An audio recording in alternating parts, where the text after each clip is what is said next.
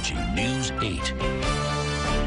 CPA Michelle Staebell is back with us this morning. Michelle, good to see you. Thanks for having me, Mark. Our topic this morning is tax tips for child care expenses. School is out.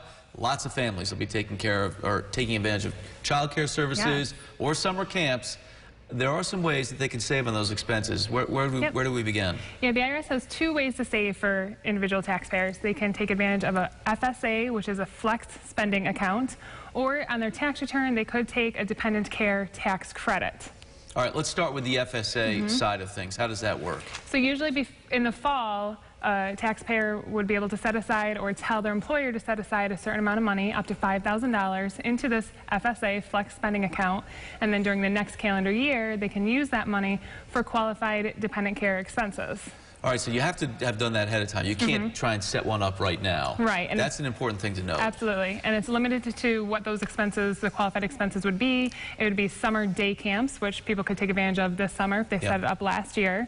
It could be before and after school care, daycare. It just can't be the actual school day. Right. Okay. Let's go to the other side of the coin, this child care tax credit. How does that side work? Dependent and child tax credit is not to be confused with the child tax credit, but it's the same qualified expenses, summer day camps, daycare, before and after school, and it's while the parents work or look for work.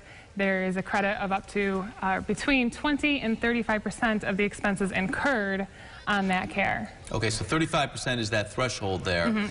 You cannot double dip here, right? Right. Let's clarify that. Yep, and I have to say that on the 20 to 35% is on either $3,000 worth of expenses if there's one child, or $6,000 worth of expenses if there's two or more children. But you do need to make a choice which one you're going to use. Yes, you can't use the same expenses for both of the benefits, absolutely. All right, obviously we've established there is some complexity to this. Absolutely. You know, if people are thinking about this, trying to make a good choice, what's a good path to take? So it's not easy to say.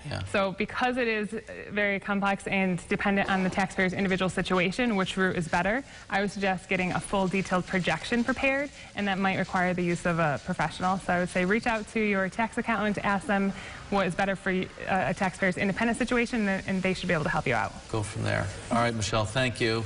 Good advice as we get into the summer season with child care and camps as well.